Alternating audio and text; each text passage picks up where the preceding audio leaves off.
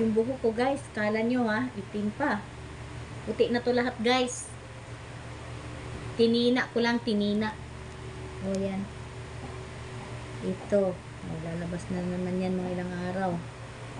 Puti na yan guys. Sabi nila guys, ang mga babae daw na madaling tumanda. Kasi sila yung number 1 nag-iisip sa ano yung pangangailangan sa loob ng bahay.